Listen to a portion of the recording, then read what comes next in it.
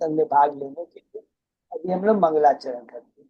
ओम अज्ञान तिमिरांधस्य ज्ञानांजन शलाकया चक्षुरुन्मीलितं येन तस्मै श्री गुरुवे नमः। श्री चैतन्य मनोभीष्टं स्थापितं येन भूतले स्वयं रूप कदा मह्यं ददाति स्वपदान्तिकम्।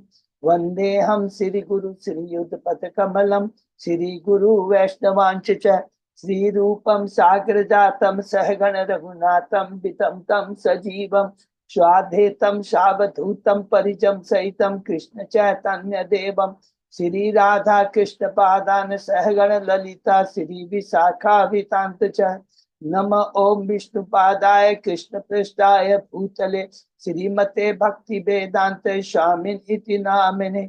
नमस्ते सारस्वती देवे गौरवाणी प्रचारिणे निर्विशेषा शून्यवादी पाश्चात्य देश तारिणी।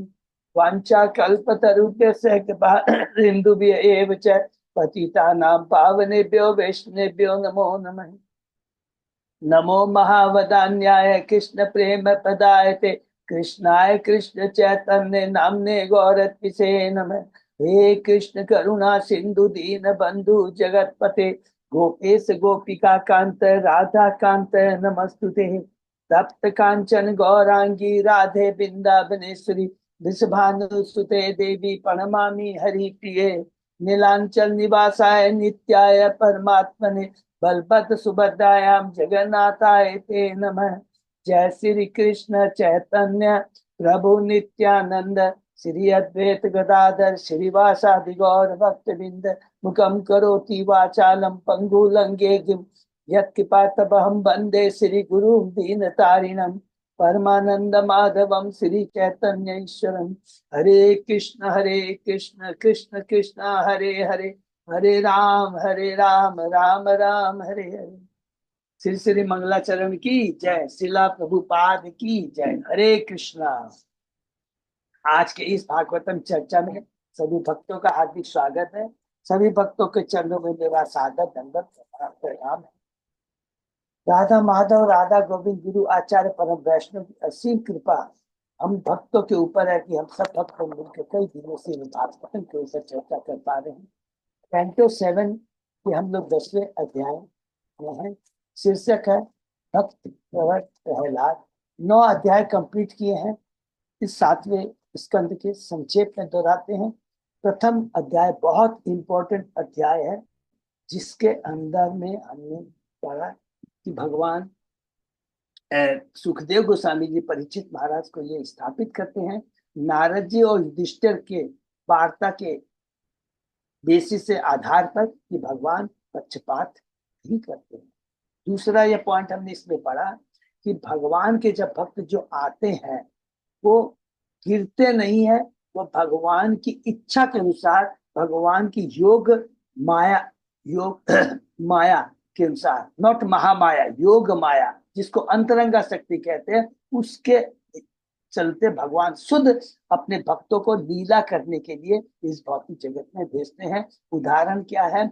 जय विजय ये तो कहते हैं। और तीसरा कहते हैं कि जो भगवान का जो शुद्ध भक्त होता है किसी भी परिस्थिति में वो हारता नहीं है, वो भक्त प्रहलाद है। तो इन तीनों का जब बात करते हैं तो युधिष्ठिर महाराज किसके बारे में पूछते हैं?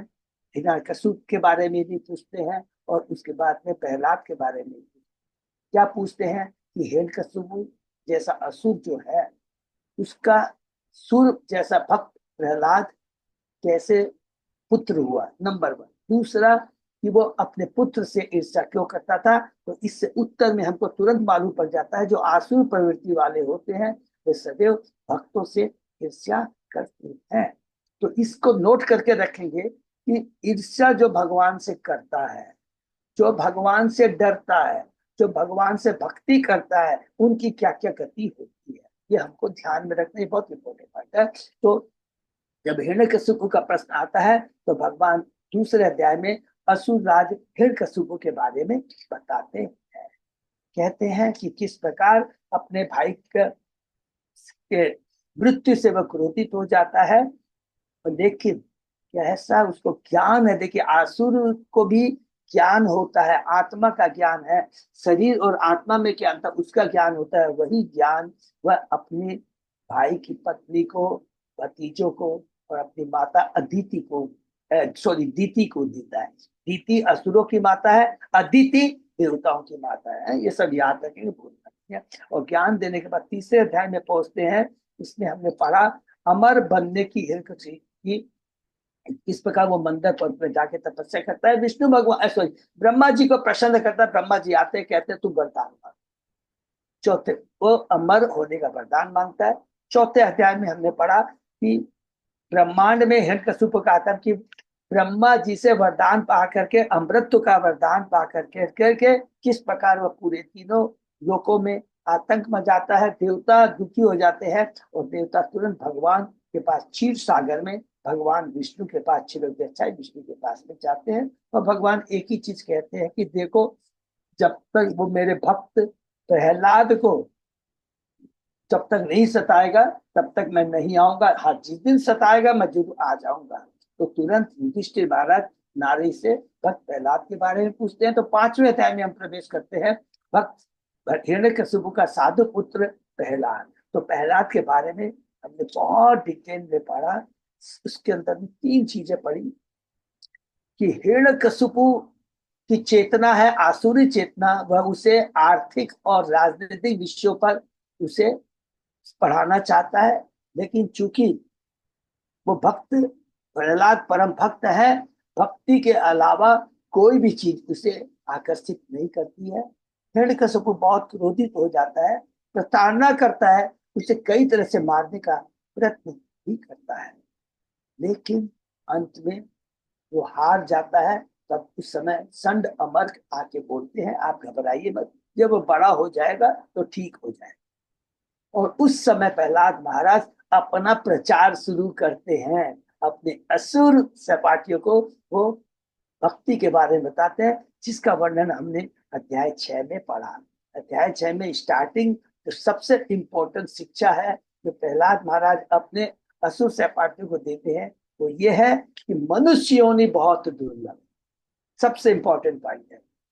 लेकिन नासवान है, लेकिन है बहुत इंपॉर्टेंट। क्यों इंपॉर्टेंट है? क्योंकि इसी मनुष्य योनि में हम अपने जीवन के परम लक्ष्य, कृष्ण की भक्ति, कृष्ण का प्रेम, कृष्ण से खोया हुआ अपना पुनः संबंध स्थापित कर सकते हैं।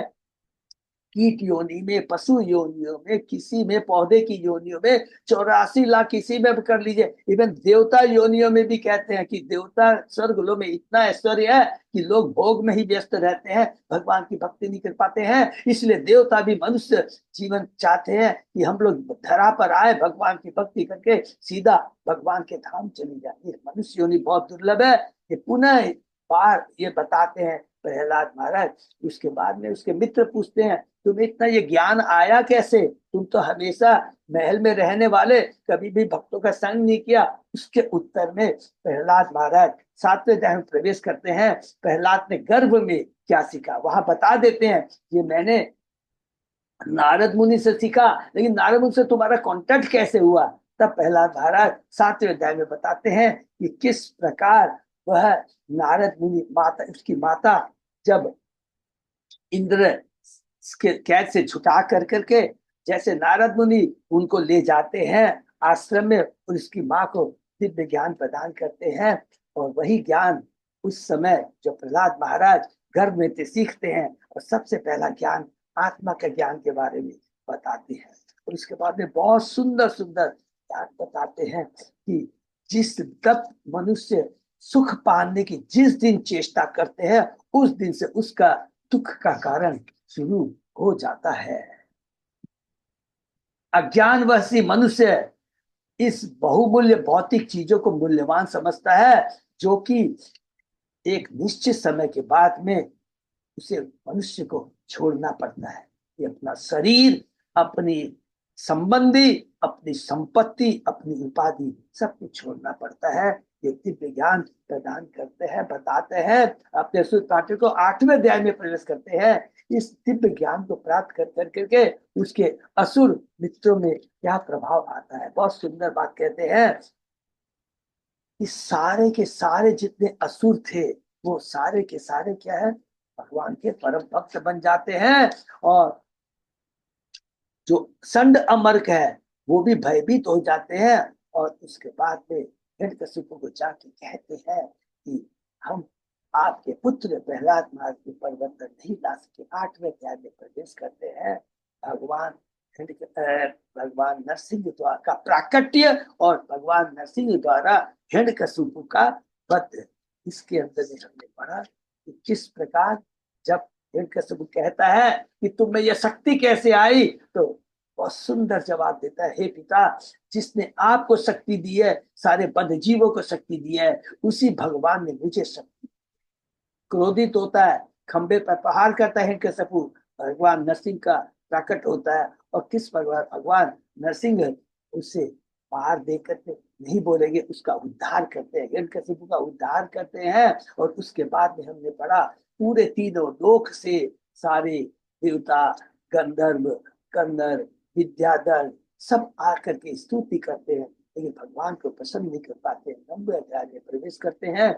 और उसमें हमने देखा कि किस प्रकार ब्रह्मा जी प्रहलाद महाराज को भेजते हैं, अरे तुम जाओ और भगवान को शांत करो।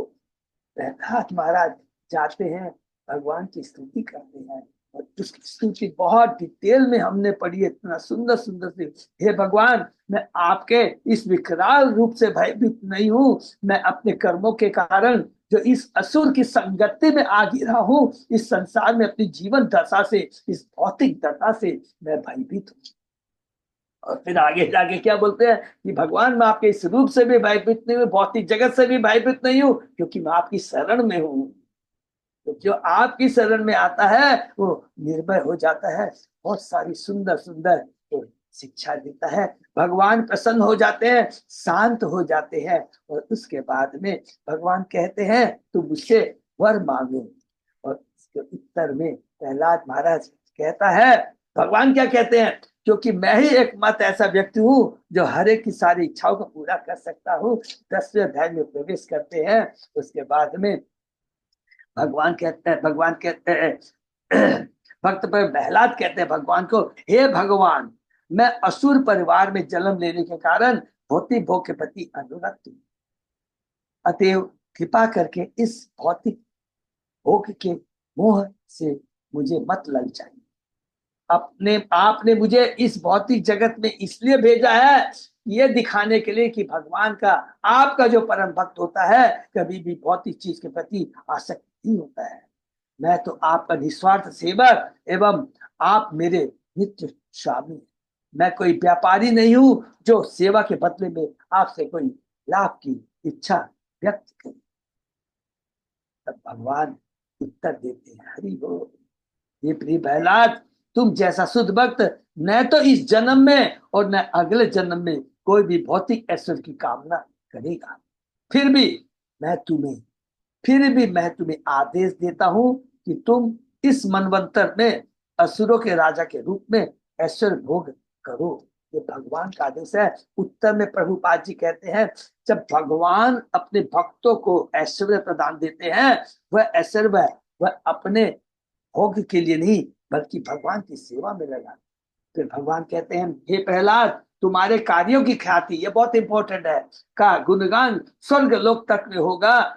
उसके बाद तुम इस बंधन से मुक्त होकर मेरे धाम में आओगे।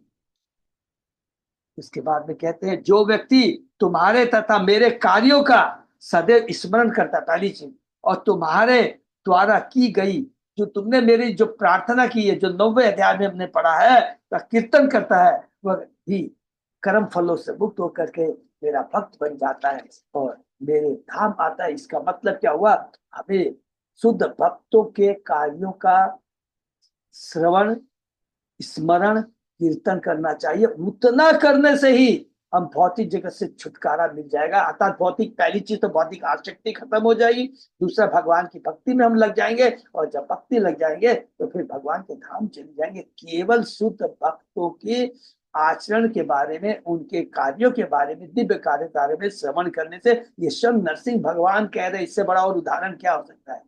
तो प्रहलाद महाराज कहता है कि मेरे पिता ने आपकी प्रत्यक्ष निंदा की है और मेरे ऊपर जघन्य अत्याचार, तो भी मेरी इच्छा है कि आप उन्हें इस पाप के लिए क्षमा करें।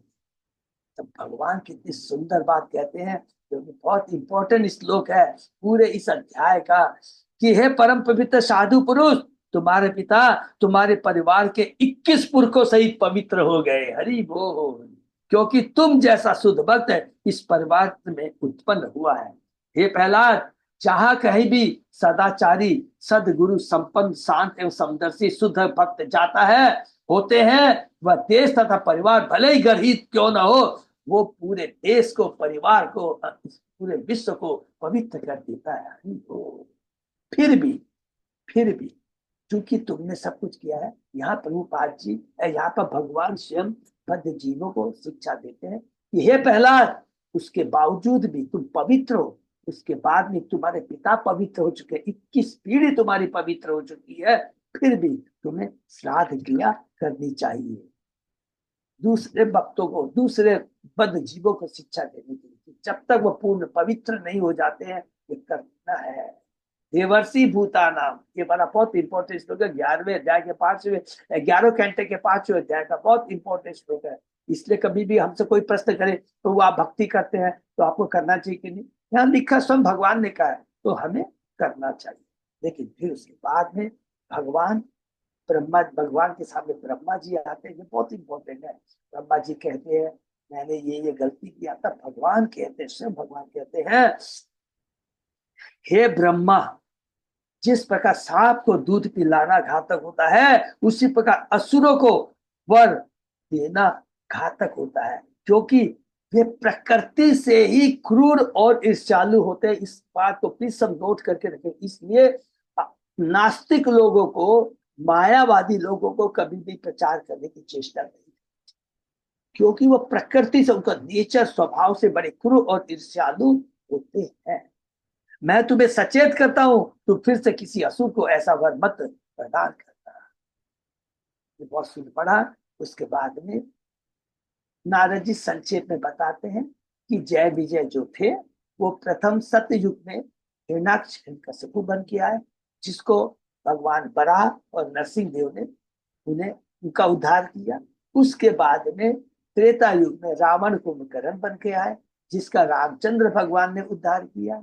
उसके बाद में द्वापर युग में शिशुपाल दंतवक्र बन के आए, जिनका भगवान श्री कृष्ण स्वयं ने उनका उद्धार करके बताए। और उसके आगे फिर और कुछ इस अध्याय में जो है वो आगे हम लोग पढ़ेंगे, ठीक है ना। हम लोग शुरू करें। ओम नमो भगवते वासुदेवाय, ओम नमो भगवते वासुदेवाय, ओम नमो भगवते वासुदेवाय। नारायण नमस्कृत्य नरं चैव नरोत्तमं देवी सरस्वती व्यासं ततो जयम् उदीरयेत्। नष्टायेषु अभद्रेषु नित्यं भागवत सेवया भगवती उत्तम श्लोके भक्ति भवति नैष्ठि। कृष्णाय वासुदेवाय देवकी नंदनाय च नंद गोप कुमाराय गोविंदाय नमो नमः। आराधयो भगवान ब्रजेश तनय ततदाम वृंदावनम रमया काचित् उपासना ब्रजवधूवर्गेण्य कल्पिता। श्रीमद्भागवतम प्रमाणम अमलम प्रेमा पुमतो महान। श्री चैतन्य महाप्रभो मतमिदं तत् आदरो न पर। हरे कृष्ण कृष्ण कृष्ण हरे हरे, हरे राम राम राम हरे। कैंटो 7 चैप्टर 10 श्लोक number 39। Thank you Achyut Abhilasham. हम लोग शुरू करते हैं श्लोक नंबर 39। एन पुरकृतम यत्तत् राजान कृष्ण वैरिणः जहु ते अन्ते तत् आत्मानः कीट स्कृते यथा। इसके तो यथा बहुत अच्छा श्लोक है। न केवल शिशुपाल तथा दंतवक्र अपितु अनेकानेक राजा जो कृष्ण के शत्रु बने हुए थे, अपने मृत्यु के समय मोक्ष को प्राप्त हुए, क्योंकि वे भगवान के विषय में सोचते थे। अतः उन्हें भगवान जैसा आध्यात्मिक स्वरूप प्राप्त हुआ, जिस तरह भृंगी द्वारा पकड़ेगा कीड़ा जो सदैव उसका चिंतन करता रहता है, भृंगी का शरीर प्राप्त कर देता है। तो यहाँ पर बताया गया है, ये बहुत ही, पहले तात्पर्य पढ़ते हैं फिर हम डिस्कस करते हैं। यहाँ पर बहुत यौगिक ध्यान का रहस्य समझाया गया। असली योगी अपने हृदय में सदैव विष्णु के स्वरूप का ध्यान करते हैं। फलस्वरूप वे मृत्यु के समय विष्णु के स्वरूप का ध्यान कर धरते हुए अपना शरीर त्याग कर विष्णु लोक या वैकुंठ लोक को प्राप्त करते हैं, जहां उन्हें विष्णु जैसा ही स्वरूप प्राप्त होता है। हम छठे स्कंद में देख चुके हैं कि जब अजामिल का उद्धार करने के लिए वैकुंठ से विष्णु दूत आए थे, वे विष्णु सरीके के ही लग रहे थे, क्योंकि विष्णु लोक के अंदर में सब लोग चार भुजा वाले होते हैं। ये सब नोट करके रखेंगे, सबको मालूम भी है। उनके भी चार हाथ थे और उनका स्वरूप विष्णु जैसा था। अतएव हम इस निष्कर्ष पर पहुंचते हैं कि यदि कोई विष्णु का चिंतन करने का अभ्यास करे और मृत्यु के समय उन्हीं के विचार में लीन है, तो वह भगवतान वापस जा सकता है। यहाँ तक कि कृष्ण का शत्रु भी यथा कंस, जो भयवश कृष्ण का चिंतन करता था, उसने भी भगवान के ही समान आध्यात्मिक स्वरूप प्राप्त किया। ये बहुत बड़ा इंपॉर्टेंट पॉइंट है और बहुत बड़ा हमको कंफ्यूजन भी हो सकता है? तो हमारा प्रश्न रहेगा, कोई भी हमसे प्रश्न करेगा कि हम लोग ने पढ़ा है विष्णु लोक के अंदर में 5 तरह की मुक्ति होती है। सारूप्य माने भगवान जैसा भी, सानिध्य माने भगवान के जैसा, साष्टी माने भगवान जैसा ऐसे भी, सालोक्य भगवान जैसे लोक्य, और सायुज्य भगवान में विलीन। तो ये प्रभुपाद जी ने, ये क्या भागवतम ये चीज बताता है क्या? अगर ये चीज बताता जो कि असुरों को भी मिलता है, तो भगवान कपिल माता देहूति को सबको याद आ रहा है, तीसरे कैंटो में पढ़ा था हम लोगों ने कि भगवान कपिल माता देहूति को कहते हैं कि देखिए, जो शुद्ध भक्त होते हैं, जो मेरे शुद्ध भक्त होते हैं, सालोक्य साष्टी सामीप्य सर्व एकत्व में किसी भी प्रकार का मोक्ष स्वीकार नहीं करते, भले ही वे भगवान द्वारा क्यों न दिए जा रहे हो। बहुत इंपॉर्टेंट चीज है। इसलिए हम हमेशा प्रार्थना करते हैं भगवान की किस रूप में भक्ति की जाए? शुद्ध भक्ति, रागानुभक्ति। क्या है? जिसमें शांत भाव, दास्य भाव, सखा भाव, वात्सल्य भाव, माधुर्य भाव, जिसमें भगवान से आदान प्रदान होता है, लेन देन होता है, दिव्य आनंद का अनुभव होता है, भगवान की सेवा करने का मौका मिलता है। तो वो जो आनंद होता है, जो सेवा करने का होता है, उसके लिए सब भक्त लालायित होते हैं, और वही वास्तव में शुद्ध भक्त होता है। नहीं तो स्वयं भगवान कपिल, भगवान कपिल जो देवहूति के पुत्र है लेकिन वो भगवान है, ये बात नहीं बोलते। इसीलिए दूसरी बात यहाँ पर यह कहा गया है, हमें सदैव चिंतन करते रहना चाहिए। देखिए, एक कीड़ा होता है, भींगे का चिंतन करते करते वो भी उसी का रूप कर लेता है। बहुत पढ़ा है ना हम लोगों ने, बहुत कॉमन है। उसके बाद में चाहे कंस को देख लीजिए, कंस क्या था? भय के कारण, सदैव भय के कारण वो भगवान कृष्ण का कि अरे ये तो 8वां पुत्र है, मुझे मार देगा, उस भय के कारण वो हमेशा कृष्ण का चिंतन किया करता था। शिशुपाल है, हमेशा ये मेरा शत्रु है, उसका चिंतन करता रहता था। उनको भी देखिए सारूप्य की मुक्ति मिल गई, लेकिन भक्त इस चीज को नहीं चाहता है। और सबको याद होगा ये वाला श्लोक, पहले इसी कैंटो के 7वें कैंटो में हम लोगों ने पहले अध्याय के अंदर में पढ़ा है, जो कि नारद मुनि महाराज युधिष्ठिर को कहते हैं कि हे राजा युधिष्ठिर, गोपियां अपनी विषय वासना से, कंस भय से, शिशुपाल तथा अन्य राजा ईर्षा से, यदुगण कृष्ण के साथ पारिवारिक संबंधों से, तुम सब पांडव कृष्ण के प्रति अपार स्नेह से, तथा हम सारे सामान्य भक्त अपनी भक्ति में सेवा से कृष्ण की कृपा को प्राप्त कर चुके हैं। लेकिन नारद, मैं भगवान का परम भक्त, तुम पांडव भगवान के परम भक्त, लेकिन तुम्हारा भाव है प्रेम का भाव है, गोपियों का प्रेम का भाव है। लेकिन इसके विपरीत कंस शिशुपाल को भी मुक्ति मिली, लेकिन उनकी चिंतन वो किसका करते थे? 5 जन, बहुत इंपॉर्टेंट बात है, 5 भगवान का चिंतन करते थे, कोई प्रेम के भाव से, कोई भक्ति के भाव से, लेकिन चिंतन बहुत जरूरी है। तो इसके पॉजिटिव चीज को हमको लेना है कि हमेशा हमें अगर भगवान का शुद्ध भक्तों का संग करेंगे तो सदैव भगवान का चिंतन बना रहेगा। तो चिंतन बहुत जरूरी है। अर्थात out of sight out of mind, इसलिए हमेशा विग्रह का दर्शन कीजिए, भगवान की फोटो का दर्शन कीजिए, तो भगवान का चिंतन बना रहेगा। और अगर हम कोई दूसरी चीजों का चिंतन करेंगे, जैसा देखेंगे उसी तरह का मस्तिष्क में उसी का चिंतन आएगा। इसलिए ये बहुत इंपॉर्टेंट बताया गया है कि चिंतन किसका होना चाहिए, भगवान का। और भगवान ने भागवत में क्या भी दिया, देखो, अरे शिशुपाल जैसा, कंस जैसा जो सदैव मेरा चिंतन करता था, भले ईर्ष्या के भाव से, भले भय के भाव से, उनको भी विष्णु लोक विद्या सारी भक्ति मिल गई है। लेकिन हमारा भाव सदैव कृष्ण का चिंतन करना है, किंतु भक्ति के भाव से होना चाहिए। ये पूरा आंतरिक ज्ञान है, ये शिक्षा है, यहाँ पर देना चाहते हैं। तो ये सबको प्लीज याद रखिए, बहुत इंपॉर्टेंट चीज है, ठीक है। और आगे हम लोग ने और भी पढ़ाई है कि जो भगवान के हाथों मारे जाते हैं उनका भी उद्धार होना ही होना है। भगवान ने कहा है कि मेरे हाथ से तेरा पिता मारा है प्रहलाद, वैसे ही पवित्र हो चुका है। इतना ही नहीं, तुम्हारी 21 पीढ़ी पवित्र हो चुकी है। इसलिए नहीं कि तुम्हारा पिता मेरे हाथ से, क्योंकि तुम्हारा जैसा भक्त जिस परिवार में है उसकी 21 पीढ़ी का उद्धार हो जाता है। ये बहुत सुंदर है, अर्थात शुद्ध भक्त की कितनी बड़ी महिमा है। तो हमें भगवान का चिंतन करना चाहिए, भगवान की भक्ति करना चाहिए, भक्ति भाव से, प्रेम भाव से।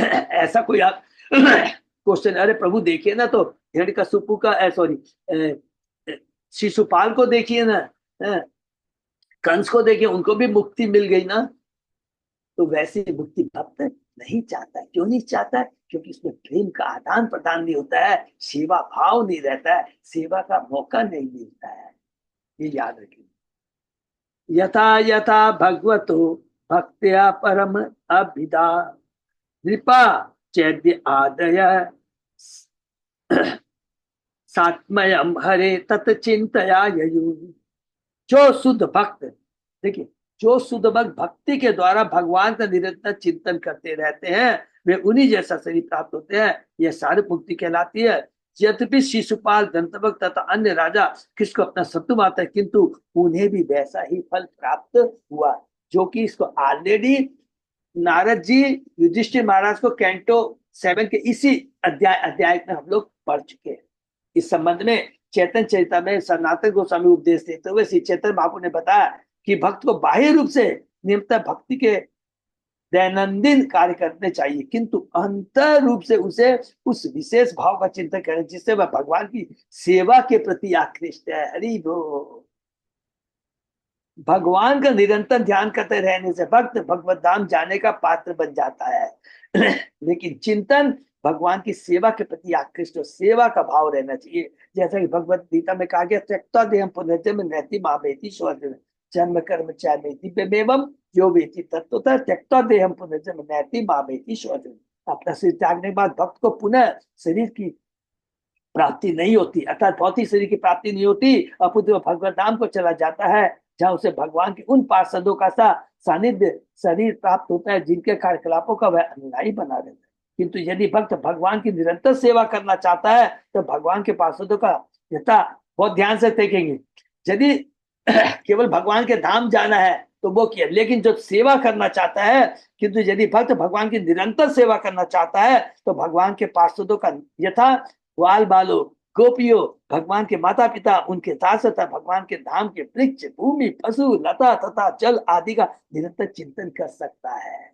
तो वो गोलोक धाम जाएगा जहां वो भगवान की सेवा करने का सुअवसर प्रदान करेगा। इसके विषय में निरंतर चिंतन करते रहने से मनुष्य को दिव्य पद की प्राप्ति होती है। शिशुपाल, दंतवक्र, कंस, पौंट, नरकासुर तथा साल जैसे राजाओं का इसी तरह उद्धार हो चुका है। इसकी पुष्टि मध्वाचार्य ने की है। पौंड्रके नरके चैव साल्वे कंसे च रुक्मिणी आविष्टास्तु हरे भक्ता तत् भक्तया हरि हरिम अपिरे। यद्यपि पौंडक, नरकासुर, साल तथा ये सभी भगवान के शत्रु, किंतु ये सारे राजा उनके विषय में सदैव चिंतन सोचा करते थे, अतः उन्हें वैसी मुक्ति अर्थात सारूप्य मुक्ति प्राप्त। ज्ञान भक्त को भी वही गति मिलती है। यदि भगवान के शत्रु उनका निरंतर चिंतन करके मुक्ति प्राप्त कर सकते हैं तो उन शुद्ध भक्तों के विषय में क्या कहा जाए, जो सदैव भगवान की सेवा में लगे रहते हैं और प्रत्येक कार्य में भगवान के अतिरिक्त कुछ भी नहीं सोचते हैं। तो हमारा सेवा भाव, भगवान का चिंतन करना है लेकिन सेवा भाव से। अगर सेवा भाव से नहीं करेंगे, चिंतन करेंगे, अरे वो तो मुक्ति असुरों को भी मिलती है, भगवान यहाँ कह दिया है, लेकिन हमें तो गोलोक धाम जाना है जहाँ भगवान की नित्य सेवा में अपने को हम अनुरक्त कर सकते हैं। क्लियर है ना, ये बहुत इंपॉर्टेंट चीज है। आख्यताम सर्वम एतत् यत् माम त्वम परिपृष्टवान् दम्भ घोष सुत आदीनाम हरे सातव्यम अपि दुषाम। तुमने मुझसे पूछा था कि किस तरह शिशुपाल तथा अन्यों से भगवान का शत्रु होते हुए भी मोक्ष प्राप्त किया, सो मैंने तुम्हें बता दिया। पहला क्वेश्चन था, याद है कैंटो 7 के पहले अध्याय में, कि जब कहा कि अरे शिशुपाल को भगवान से ईर्ष्या करता था, भगवान ने उसको मारा, तो फिर उसको मोक्ष की प्राप्ति कैसे हुई? इसका उत्तर नारद जी यहाँ पर कंक्लूड करते हैं, युधिष्ठिर को देखो तुमने जो प्रश्न किया था उसका उत्तर मैंने तुम्हें बता दिया। एषा ब्रह्मणे देवस्य कृष्णस्य च महात्मन अवतार कथा पुण्य वदो यत्रादि देवयो। भगवान कृष्ण संबंधी इस कथा में भगवान के विभिन्न अवतार बतलाए गए हैं, साथ ही इसमें हिरण्यक्ष तथा हिरण्यकशिपु नामक 2 असुरों के वध का भी वर्णन किया गया है। विभिन्न अवतार भगवान कृष्ण या गोविंद के अंश है, ये हमने पढ़ा है। ये सारे जो अवतार हैं तो किससे आते हैं? हम लोगों ने चेतन चैतन्य में, सॉरी, हमने बहुत डिटेल में पढ़ा है। ये कर्णोदक्षाय विष्णु, क्षीरोदक्षाय विष्णु से सारे अवतार आते हैं। अद्वैत अच्युतम अनादि अनंत रूपम आद्यम पुराणम पुरुषम नव्योमनम च वेदेशु दुर्लभम अदुर्लभ आत्म भक्तो गोविंदम आदि पुरुषम तमहम भजामि। मैं उस भगवान गोविंद की पूजा करता हूँ जो आदि पुरुष है। पहला ये ब्रह्म संहिता का श्लोक है। अद्वैत, अच्युत तथा अनादि है। यद्यपि वे अनंत रूपों में विस्तार करते हैं तो भी वे आदि, अनंत रूपों में विस्तार करते हैं लेकिन वे तो भी आदि, अर्थात सब चीज के स्रोत वही है। यद्यपि वे सबसे प्राचीन पुरुष है फिर भी वे सदा नवयुवक प्रतीत होते हैं। ऐसे नित्य आनंदमय तथा सर्वज्ञ रूप वाले भगवान वेदों के शास्त्रीय ज्ञान से नहीं समझे जा सकते, हरि बोल, किंतु वे शुद्ध अनेक भक्तों के लिए सदैव स्वयं को प्रकट करते हैं, सबको प्रकाशित करते हैं। नाहम प्रकाश से सर्वस्व योग माया स्वभाविता, और दूसरों असुरों को अपनी योग माया से आच्छादित करके रखते हैं। अपने को, अपने ज्ञान को, सब कुछ वो आच्छादित करके रखते हैं, लेकिन शुद्ध भक्तों को वो स्वयं अपने शुद्ध खुद खुद वो प्रकट करते हैं। ब्रह्म संहिता 5:33। ब्रह्म संहिता में अवतारों का वर्णन समस्त प्रामाणिक शास्त्रों में अवतारों का वर्णन हुआ है। चूंकि शास्त्रों में अवतारों का वर्णन, अतः किसी दिखावटी अवतार को स्वीकार करने के पूर्व शास्त्र को देखना चाहिए। बहुत जन कहते हैं ना कि मैं भगवान का अवतार हूँ, ये अवतार हूँ। भाई, जो अवतार लेते हैं शास्त्र में वर्णन है उसके क्या लक्षण होते हैं। यदि लक्षण नहीं मिलता है तो कृपा करके वो पोंगा पंडित है, धोखेबाज है। सारे शास्त्रों में सर्वत्र कहा गया कि कृष्ण आदि भगवान है और उनके असंख्य अवतार है। ब्रह्म संहिता में अन्यत्र कहा गया, रामानि मूर्तिषु कला नियमेन तिष्ठम। राम, नरसिंह अवतार अनेक, एक के बाद एक भगवान के अंश है। कृष्ण के बाद बलराम, बलराम के बाद अनिरुद्ध, प्रद्युम्न, नारायण, तब फिर पुरुषा अवतार, महाविष्णु, गर्भोदक्षाय विष्णु तथा क्षेत्र आते हैं। ये सभी अवतार है जो हम लोगों ने बहुत डिटेल में पढ़ा है। सबको क्लियर है, मेरे ख्याल से कंफ्यूजन नहीं है। भगवान श्री कृष्ण है, उनके स्वरूप, उनके विस्तार है बलराम, फिर उसके बाद में प्रथम चतुर्भुज है, हम लोगों ने पढ़ा है मूल संकर्षण वासुदेव अनिरुद्ध प्रभु। मूल संकर्षण से फिर आते हैं नारायण, फिर नारायण से आते हैं महाशंकर्षण, फिर महाशंकर्षण फिर कारणोदक्षाय विष्णु, गर्भोदक्षाय विष्णु और क्षीरोदक्षाय। ये हमने बहुत सुंदर डिटेल में कई बार पढ़ा। लोगों को इन अवतारों के विषय में सुनना चाहिए। ऐसे अवतारों के वर्णन अवतार कथाएं कहलाती है। इन कथाओं का श्रवण कीर्तन पूर्णता पवित्र होता है। श्रवणताम कथा कृष्ण पुण्य श्रवण कीर्तन है। जो इन्हें सुनता तथा इसका कीर्तन करता है तो पुण्य बन जाता है। जब भी अवतारों का प्रसंग आता है तो धर्म की स्थापना होती है और कृष्ण के विरोधी असुर माने जाते हैं। कृष्ण भावनामृत आंदोलन सारे विश्व में तो उस उद्देश्य से प्रचार कर रहा है। पहला, भगवान के कृष्ण की स्थापना तथा जो मिथ्या ही अपने को अवतार कहते हैं उसका वध। हरि बोल, कि कृष्ण ही भगवान है, इस बात को स्थापित करना है। किसान आंदोलन के प्रचारकों को अपने मन में संकल्प करना चाहिए और उन असुरों को वध करना चाहिए जो बड़ी ही निपुणता से भगवान कृष्ण को आपादित करना चाहते हैं। यदि हम नरसिंह भगवान तथा प्रहलाद की शरण ले लें तो कृष्ण के विरोधी असुरों को मारना और इस तरह वर्चस्व को स्थापित करना आसान हो जाएगा। कृष्णस्तु भगवान से कृष्ण परमेश्वर है, आदि भगवान है। प्रहलाद महाराज हमारे गुरु हैं और कृष्ण आराध्य इस हरि बोल। जैसा कि चेतन भाव का आदेश है, गुरु कृष्ण प्रसादे पाए भक्ति लता दी। यदि हमें प्रहलाद महाराज और उनके साथ नरसिंह की कृपा हो जाए, अर्थात गुरु और कृष्ण की कृपा हो जाए, तो हमारा कृष्ण और आंदोलन अधिक सफल होगा। असुर हिरण्यकशिपु के पास स्वयं ईश्वर बनने के अनेक साधन थे, किंतु प्रहलाद महाराज ने अनेक वर्ष से प्रताड़ित होकर भी अपने पिता को ईश्वर मानने से मना कर दिया। हमें प्रहलाद महाराज के चरण चिन्हों पर चलते हुए ऐसे सारे धूर्तों को अस्वीकार करना होगा और अब जो अपने को ईश्वर कहते हैं। कितना सुंदर प्रभुपा जी कहते हैं कि जिस प्रकार कि प्रहलाद महाराज को कितने कष्ट देना था, दे रहा था उसका पिता, और उसके मुंह से ये बुलवाना चाहता था कि उसका पिता भगवान ईश्वर है, लेकिन प्रहलाद महाराज ने स्वीकार नहीं किया। उसने कहा ईश्वर तो एक कृष्ण है। ये बहुत इंपॉर्टेंट, हमें स्वीकार नहीं करना चाहिए। हाँ, वो खूब अष्ट सिद्धियां दिखा सकता, कुछ भी दिखा सकता है, स्वीकार नहीं करना। हमें कृष्ण था उनके अवतार कहते अन्य कुछ भी स्वीकार नहीं करना चाहिए। हरि बोल।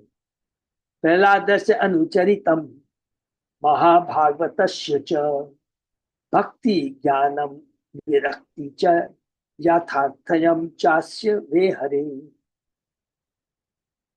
सर्ग स्थिति अप्यय ईशस्य अनु गुण कर्माणु वर्णनम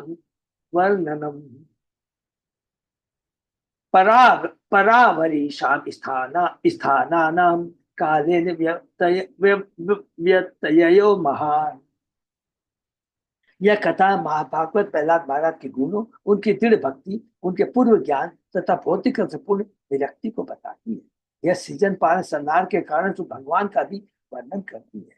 प्रहलाद महाराज ने अपनी स्थितियों में भगवान के दिव्य गुणों के साथ ही यह भी बताया कि किस तरह देवता और असुरों के ऐश्वर्यशाली आवाज भगवान के निर्देश बात से ग्रस्त हो जाते हैं। हरि बोल। बहुत इंपॉर्टेंट श्लोक है। ईश्वर तत्व, जीव तत्व और भगवान की भगवता के बारे में यहाँ डिटेल में बताया है। क्या बताया है? इधेन देवताओं तो असुरों के ऐश्वर्यशाली आवाज भगवान के निर्देश बात से त्रस्त हो जाते हैं। हिरण्यकशिपु ने क्या किया? सारे देवताओं को, पूरे देवपुरी को नष्ट कर, और भगवान ने पूरा हिरण्यकशिपु की आसुर प्रवृत्ति को, उसके सारे साम्राज्य को नष्ट कर दिया। अर्थात वास्तव में जो शक्तिशाली है, परम शक्तिशाली है, वो कृष्ण है। उसी की शरण में हमें जाना चाहिए, तो हमेशा सुरक्षित रहेंगे। श्रीमद् भागवत विभिन्न भक्तों के चरित्रों के वर्णनों में से ओत है। यह वैदिक भागवत कहलाता है क्योंकि इसमें भगवान तथा उनके भक्त का वर्णन है। प्रामाणिक गुरु के निर्देशन में से भागवत अध्ययन करने से मनुष्य कृष्ण के विज्ञान, भौतिक तथा आध्यात्मिक जगतों की प्रकृति तथा जीवन लक्ष्य को समझ सकता है। श्रीमद् भागवतम अमल पुराणम, श्रीमद् भागवतम निष्कलंक वैदिक भाग्य में है। जैसे हम भगवत श्रीमद् भागवत के प्रारंभ में बतला चुके हैं, और श्रीमद् भागवत को समझने से ही हम भक्तों के कार्यकलापों, असुरों के कार्यों, स्थायी तथा नश्वर धामों के विज्ञान को समझ सकते हैं। श्रीमद् भागवत के माध्यम से हर बात भली बाती याद हो जाती है। हरि बोल। श्रीमद् भागवतम ने शुरू किया है, कैंटो 1 से आप शुरू कीजिए। सबसे पहले नारद जी के बारे में, उनके पूर्व जन्म के बारे में, कैसे भक्ति कर करके वो नारद बन गए, दास्य पुत्र से नारद बन गए। उसके बाद में पांडवों के बारे में हमने पढ़ा, परीक्षित महाराज के बारे में। दूसरे अध्याय के अंदर में ब्रह्मा जी स्वयं स्थापित करते हमने पढ़ा, नारद जी को कहते हुए कि हे पुत्र नारद, तू सोचता कि मैं सृष्टि का पालन हूं? नहीं, वास्तविक सृष्टिकर्ता तो भगवान विष्णु है। तीसरे अध्याय में सब भगवान कहते हमने पढ़ा, इसके बारे में माता देहूति के बारे में हमने पढ़ा कि भगवान की परम शांति मनु के 5, 3 पुत्री और 2 पुत्र में है, जैसे देहूति माता के बारे में पढ़ा। उसके बाद में चौथे अध्याय में हमने प्रचेताओं के बारे में पढ़ा। 5वें अध्याय में हम लोगों ने स्वयं भगवान ऋषभ भगवान के बारे में पढ़ा, भरत भगवान के बारे में। 6ठे अध्याय में हमने अजामिल के बारे में पढ़ा, वृत्तासुर के बारे में पढ़ा। सब भक्तों की कहानियां है, खाली भक्तों की कहानियां भगवान के बारे में। और इस 7वें अध्याय में फिर हम लोग पढ़ रहे हैं सुर और असुर के बारे में, हिरण्यकश्यप के बारे में पढ़ा है, और भक्त प्रहलाद के बारे में पढ़ा। अर्थात पूरा भागवत ओत प्रोत है भगवान के शुद्ध भक्तों की लीलाओं के बारे में, भगवान के बारे में। ठीक है ना, ये बहुत इंपॉर्टेंट। धर्मो भागवता नाम च भगवान येन गम्यते आख्याने अस्मिन् समानातम आध्यात्मिकम अशेषतः। जिस धर्म के सिद्धांतों से भगवान को वास्तव में समझा जा सकता है वह भागवत धर्म कहलाता है। इसको प्लीज अंडरलाइन कर लेंगे। जिन धर्म के सिद्धांतों से भगवान को वास्तव में समझा जा सकता है, भगवान के भक्तों को समझा जा सकता है, वो है भागवत धर्म कहलाता है। वो शास्त्र जो भगवान भगवान के भक्तों के बारे में बताता है वही भागवत धर्म। अतः इस कथा में इन सिद्धांतों का समावेश होने से वास्तविक आध्यात्म का भली भांति वर्णन हुआ है। असुर प्रवृत्ति का, सुर प्रवृत्ति का, भगवान का, भगवान के भक्तों के कार्यकलापों का। धर्म के सिद्धांतों का मनुष्य भगवान ब्रह्म तथा परमात्मा को समझ सकता है। जब वह इन सिद्धांतों से पूर्णतः दक्ष हो जाता है तो वह भक्त बन जाता है और भागवत धर्म संपन्न करता है। परंपरा पद्धति के गुरु प्रहलाद महाराज ने उपदेश दिया है कि इस भागवत धर्म की शिक्षा विद्यार्थियों को प्रारंभ से दी जाए। कोमरम आचरित प्राज्ञो धर्मान भागवतानी, जो कि उन्होंने अपने असुर सहपाठियों को दिया था। 6ठे अध्याय में हमने इसी कैंटो के देखा है। शिक्षा का असली उद्देश्य भगवान के विज्ञान को समझना है। समण कीर्तन विष्णु, मनुष्य को भगवान विष्णु तत्व के विभिन्न अवतारों के विषय में ही सुनना एवं गुणगान करना चाहिए। अतः प्रहलाद महाता नरसिंहदेव की तत्व संबंधी इस कथा में आध्यात्मिक दिव्य विषयों का भली भांति वर्णन हुआ है। देखिए सब श्लोक में है, सब नारद जी बता रहे।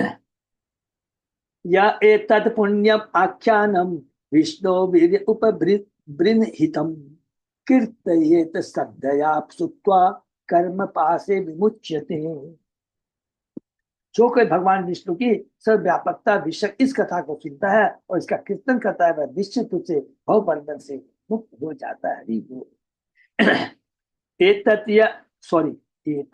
आदि पुरुष मृगेन्द्र लीलाम तेतेन्द्र व्युत्प पदम प्रत्यत पठित तेत्यजस्य च सताम प्रवरस्य पुण्यम सुत्वा अनुभावम अकुतो भयमो एति लोकम। प्रहलाद महाराज भक्तों में सर्वश्रेष्ठ, जो कोई प्रहलाद महाराज के कार्यकलापों, हिरण्यकश्यप के पद तथा भगवान नरसिंह की लीलाओं से संबंध इस कथा को अत्यंत मनोयोग से सुनता है वह निश्चय पूर्वक आध्यात्मिक जगत में पहुंचता है जहाँ कोई चिंता नहीं रहती है। बेकुंठा माने जहाँ कोई कुंठा नहीं रहती है। चूयम विलोके वत भूरि भागा लोकम पुनाना मुनय अभियन्ति जेषां क्रियान आवशति साक्षात गुणम पर ब्रह्म मनुष्य लिंगम। नारद मुनि ने कहा हे महाराज, पर नारद मुनि ने कहा हे महाराज युधिष्ठिर, तुम सभी पांडव अत्यंत भाग्यशाली हो, क्योंकि भगवान कृष्ण तुम्हारे महल में सामान्य मनुष्य की भांति निवास करते हैं। बड़े बड़े साधु पुरुष इसे भली भांति जानते हैं, इसलिए वे निरंतर इस घर में आते रहते हैं। हरि बोल। तो देखिए रियल बात भी है, पांडव कितने भाग्यशाली जिसके यहाँ भगवान रहते हैं और उसी तरह भाई का आचरण करते हैं। युधिष्ठिर महाराज का पांव छूते हैं, देखिए बड़े भाई की तरह, क्या सुंदर। बोले इससे बड़े तुम भाग्यशाली और कौन हो सकता है। प्रहलाद महाराज के कार्यक्रम श्रवण करने के पश्चात शुद्ध भक्त को उनके चरण चिन्हों का अनुसरण करने के लिए उत्सुक होना चाहिए।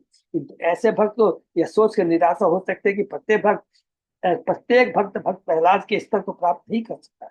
यह शुद्ध भक्त का स्वभाव है, वह अपने आप को सबसे निम्न, अयोग्य तथा अकुशल सोचता है। इस प्रकार प्रहलाद महाराज की कथा सुनकर प्रहलाद जैसी ही भक्ति के स्तर पर रहने वाले महाराज युधिष्ठिर ने विनयवश अपने विषय में भी ऐसा ही सोचा होगा। किंतु नारद मुनि प्रहलाद महाराज युधिष्ठिर के मन की बात टाल गए। अतः उन्होंने यह कहकर प्रोत्साहित किया कि पांडव भी कम भाग्यशाली नहीं है। अरे युधिष्ठिर, मैंने तुम्हें भक्त प्रहलाद की कथा सुनाई, तुमको लगता होगा कि मैं भक्त नहीं हूँ। अरे तुम बहुत अच्छे भक्त हो, ये तो तुम्हारा बड़प्पन है कि तुम अपने को बहुत निम्न समझते हो, क्योंकि तुम्हारा बड़ा सौभाग्यशाली इसलिए हो कि जहाँ पर स्वयं भगवान तुम्हारे घर में रहते थे।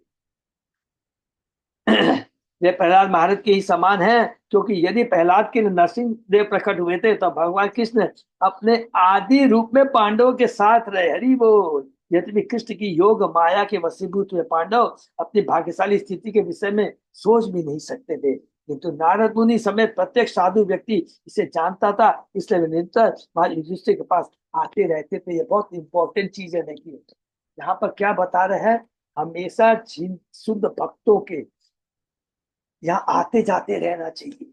आप देखेंगे जो अच्छे भक्त है, सदैव गुरु महाराज महाराज लोग आते जाते रहते हैं, तो उनके यहाँ भी हमें जाना चाहिए, क्योंकि वो बहुत विशेष भक्त हैं जिनके यहाँ गुरु महाराज आते हैं, भगवान के भक्त आते हैं, बड़े बड़े सीनियर विभूति आते हैं।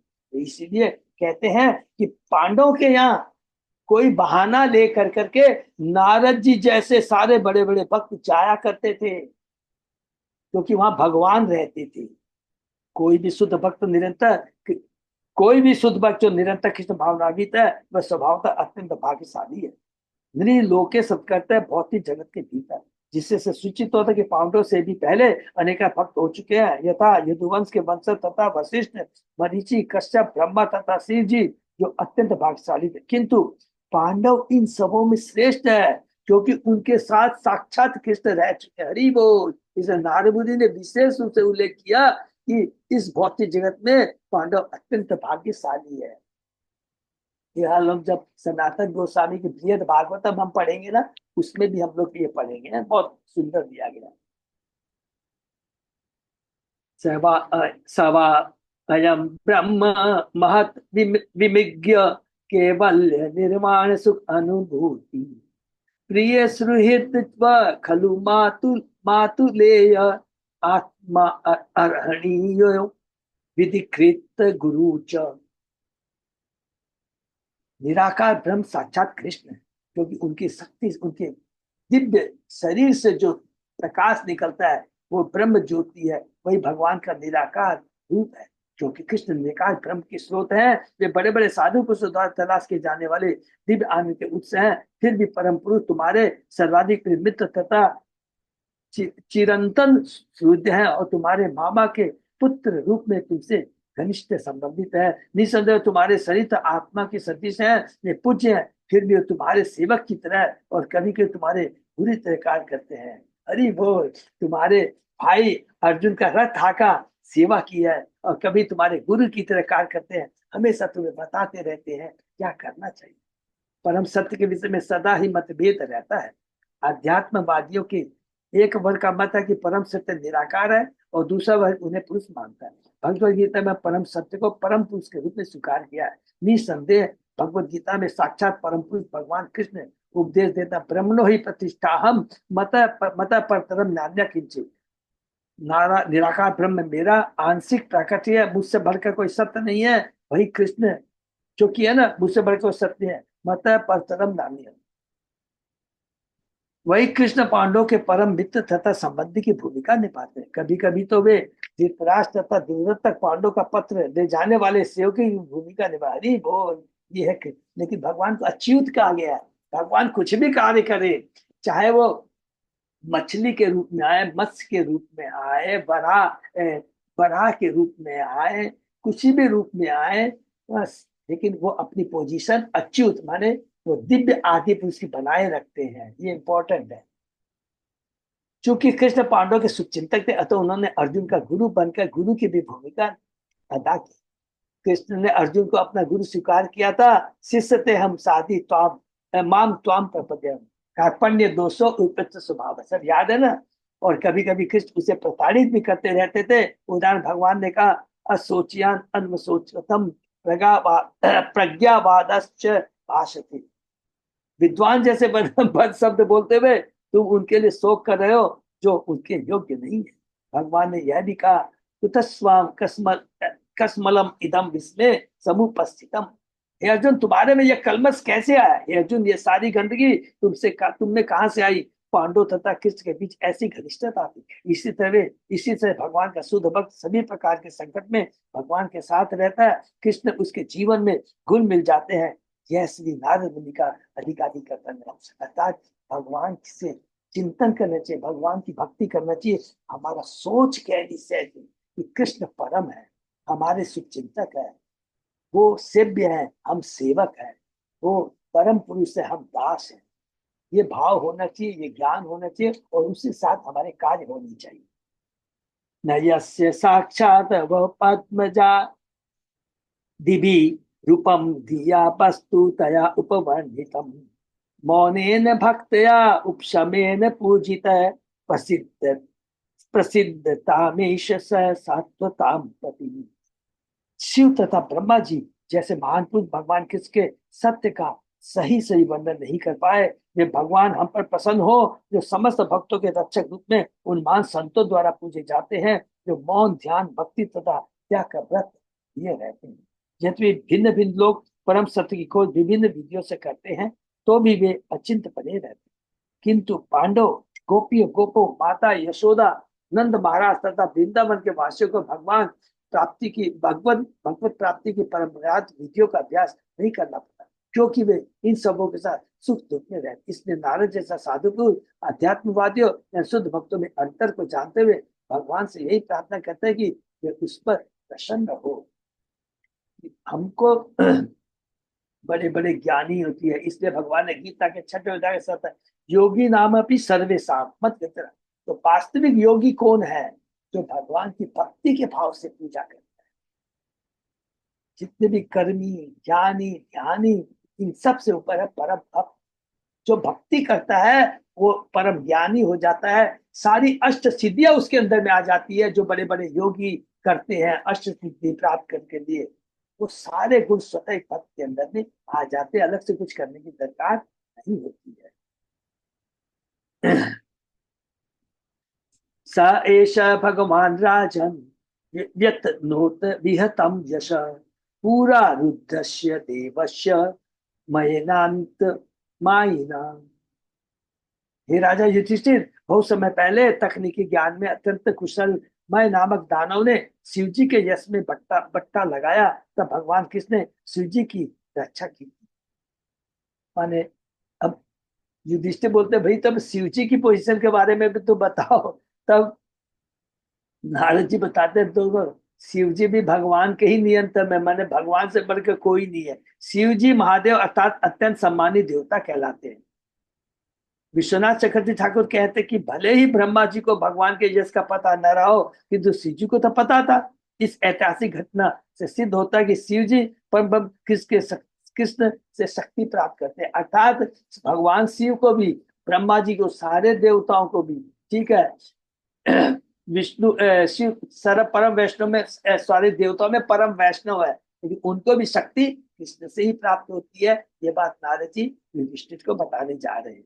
राजोवाच कस्मिन् कर्मणि देवस्य मयो मयो मयो अहन जगत ईशितु यथा चोपतिता कीर्ति कृष्ण नाने कथ्यता। महाराज युधिष्ठिर ने पूछा, मैं दानव किस कारण से शिव जी की कीर्ति नष्ट करना चाहता? कृष्ण ने किस तरह शिव जी की रक्षा की और किस तरह उनकी कीर्ति का पुनः विस्तार किया, कृपया इन घटनाओं को कह सुनाए। श्री नारद वाच निर्जिता असुरा देवे युद्धि अनेन उपबृंहिते मायिनाम परमाचार्य मयम शरण माययु। नारद मुनि ने कहा, जब भगवान श्री कृष्ण की कृपा से परम शक्ति संपन्न देवताओं ने असुरों के युद्ध से युद्ध किया तो असुर हार गए, अतः उन्होंने महानतम असुर मय दानों की शरण ग्रहण की। सैन्यमाय पुर तिस्रो हेमीरोप्यायसी विभु दुर्लक्ष अपाय संयोगा दुर्वितर परीक्षदा ताभी ते असुर सेनान्ये लोकान त्रिन स ईश्वरान ईश्वरान नृप स्मरन्तो नाश्याम चक्रु पूर्व भैरम अलक्षिता। असुरों के महान नायक मय दानव ने 3 अदृश्य महल तैयार किए और उन्हें असुरों को सौंप दिया। ये तीनों महल सोने, चांदी तथा लोहे के बने विमानों जैसे थे और इनकी साज सामग्री अपूर्व थी। हे राजा युधिष्ठिर, इन तीनों महलों के कारण असुरों के सेनानायक देवताओं से अदृश्य हो गए। इस अवसर का लाभ उठाकर तथा अपनी पूर्व सत्यता का स्मरण करते हुए असुर तीनों लोगों उधर मध्य तथा अधो लोगों का विनाश करने लगे। तथा ते स ईश्वरा लोका उपासाद्य ईश्वरम नता त्राहि न तावका तावकानुदेव विनष्टान त्रिपुर आले। तत्पश्चात जब असुरगण स्वर्ग लोक को तहस नहस करने लगे तो उन लोगों के साथ साथ शिव जी की शरण में आए और कहा, हे प्रभु, हम तीन लोगों के स्वामी वासी देवता विनष्ट होने वाले हैं, हम आपके अनुयायी हैं, कृपा हमारी रक्षा करें। अच्युत अजय दास प्रभु, थोड़ा और समय लग सकता है, वैसे अब जस्ट यही पर शायद विराम दे देंगे तो अच्छा रहेगा। हाँ, यही दे देते हैं प्रभु जी, कंप्लीट तो होगा नहीं पूरा। हाँ, होगा नहीं तो यहाँ पर अभी जो हम लोगों का जो एक अध्याय से लेकर 10वें अध्याय के अंदर में हमने क्या पढ़ा है कि सुर और असुर, हाँ, प्रवृत्ति के बारे में, हिरण्यकशिपु हिरण्याक्ष के बारे में, और नारद जी ने क्या कंक्लूजन किया है कि इस अध्याय के अंदर में ईश्वर तत्व, जीव तत्व, भगवान की भगवता, भगवान की भक्ति के बारे में और भगवान के शुद्ध भक्तों के बारे में बहुत डिटेल में बताया गया। क्या बताया गया कि भगवान की भक्ति और भगवान का जो भक्त है उसका वो शाश्वत है। भगवान का भक्त, उसकी भक्ति कभी विनष्ट नहीं होती। जितने बड़े से बड़े तूफान आ जाए, भौतिक जगत की शक्ति आ जाए, उसे नष्ट करने की तो बात छोड़ दीजिए, हिला तक नहीं सकती। हिरण्यकशिपु को ब्रह्मा जी ने ऐसा वरदान, अमृत का वरदान दिया था, उसने सारी शक्ति लगा ली, सब कुछ कर दिया, लेकिन भक्त प्रहलाद का बाल पाका नहीं बिगाड़ सकता। तो इसलिए ये भागवत नारद जी बताते। नंबर 1 ये बताया। नंबर 2 बताया कि जो भगवान की हाथों मारा जाता है, भगवान किसी को वास्तव में कष्ट नहीं देते, उद्धार करते हैं भगवान। 2 चीज बताए। कोई भी आप एग्जाम्पल ले लीजिए, इवन जो कुरुक्षेत्र के युद्ध में जो शत्रु भगवान का दर्शन करते हुए मारे गए थे, उनका भी उद्धार। 2 चीज बताया। मैंने भगवान जिसको टच करते हैं उसका उद्धार। उद्धार कैसे हो जाता है, क्वेश्चन करेंगे आपसे। जैसे भगवान टच करते हैं उसके सारे पाप नष्ट हो जाते हैं। जैसे भगवान दृष्टि डालते हैं सारे पाप नष्ट हो जाते हैं। अब जब पाप नष्ट हो गए तो वो कोई कर्म फल भोगने का अधिकारी नहीं रह गया, तो भगवान को बाध्य करके उसे भौतिक जगत से उसे छुटकारा देना पड़ता है, भले ही वो ब्रह्म ज्योति में जाके। तीसरा। चौथा, भगवान का जो चिंतन करता रहता है, ये बहुत इंपॉर्टेंट है। जो सदैव चिंतन भगवान का करते रहता है तो उसके हृदय में, मन में किसकी छवि बैठ गई है, भगवान की छवि बैठ गई है। तो सदैव वो भगवान का जब चिंतन करता रहता है, जिस रूप का चिंतन करता है, उसको उसी तरह की मुक्ति मिल जाती है। सारूप्य माने वैसा ही रूप का चिंतन करता तो बैकुंठ रूप में उसको सारूप्य मुक्ति मिल जाती है। लेकिन जो भगवान का जो परम भक्त होता है, इस तरह की मुक्ति नहीं चाहता है। क्यों नहीं चाहता है? क्योंकि उसमें कृष्ण से जो आदान प्रदान होता है, कृष्ण की सेवा का भाव होता है, वो चाहता है। और वो कौन भाव है? गोपियों का है, सखाओं का है, माता यशोदा का है। इस चीज के लिए नहीं। ये सारी चीजें यहाँ पर नारद जी युधिष्ठिर महाराज को बता। लास्ट, भगवान अच्युत है, अनादि है। कुछ भी हो जाए, भगवान अपनी भगवता को कभी भी नीचे नहीं आते। अरे भगवान तो देखो ना, अर्जुन का रथ हाँक रहे, वो तो सेवक हुए, कहां से भगवान हो गए? नहीं चलेगा, ऐसा बात नहीं चलेगा। भगवान अपने भक्त के प्रति कितने कृपालु होते हैं, ये दर्शाता है। इसी को, इसी में भगवान की भगवता जाहिर होती है। उसी तरह हम जब भक्ति करते हैं, प्रचार करते हैं, हम कितने नम्र हैं, हमारा कैसा भाव है प्रचार कार्य में कि नहीं मैं तो आई एम द लीडर, मैं ये करूं। नहीं, हमारे में कितना नम्रता है, कितनी समर्पण है, कितना करुणा है। ये भी भक्ति के पाठ के लक्षण है, जो कि प्रचार कार्य में हमें आगे बढ़ाते हैं। क्यों आगे बढ़ाते हैं? क्योंकि भगवान सपोर्ट करते हैं। भगवान देखते कि मेरा भक्त कितना नम्र है, इतना कृपालु है, इतना करुणा है, क्योंकि उसका अपना स्वार्थ नहीं है, वो तो मेरे नाम का प्रचार, मेरे आदेश को था दूसरों में कर रहा है, तो वो बहुत भक्ति में खुद आगे बढ़ते हैं और दूसरों को आगे भक्ति में ले जाने में वो सफल होते हैं। तो ये सारी चीजें हमें भक्त प्रहलाद के आचरण से कैसे आचरण से पता, बोला प्रभु ये कहाँ आया। नहीं तो भक्त प्रहलाद भगवान से ये नहीं कहते कि मैं इस भौतिक जगत से नहीं डरता हूँ क्योंकि आपकी शरण, मैं तो डरता हूँ उन मूर्खों के लिए, धूर्तों के लिए, जो कि अपने को मालिक समझते हैं, ये समझते हैं और इस भौतिक जगत तकलीफ पा रहे हैं, उनका उद्धार कैसे हो। ये होता है सुपर। तो ये हमारी चेतना है, सारी चीज इसमें बताई गई है, ये बहुत इंपॉर्टेंट है। और यही समाप्त होता, बाकी सब अभी शिव जी की लीला एक छोटी सी बताएंगे, समाप्त होगा। उसके बाद में 11 से 15 हम लोग वर्णाश्रम धर्म के बारे में पढ़ेंगे, बहुत इंपॉर्टेंट है, अच्छा है। हरे कृष्णा। यहीं पे विराम। किसी का कोई प्रश्न?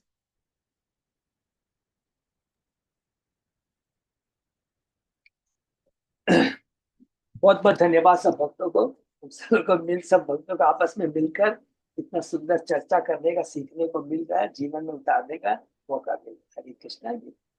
हरि बोल। हरे कृष्णा प्रभु जी, दंडवत प्रणाम प्रभु जी। धन्यवाद, प्रणाम। हरे कृष्ण दंडवत प्रणाम प्रभु। अजय, हरे कृष्णा। हाँ प्रभु। अच्युत अजय दास प्रभु, कुछ हाँ अनाउंसमेंट है प्रभु? नहीं प्रभु जी, बस अभी गोवर्धन पूजा आएगी मंदिर का, तो वो एक फेस्टिवल का मैं डिटेल्स शेयर कर दूँ। प्रभु ये गोवर्धन पूजा 2 तारीख की है ना? हाँ हाँ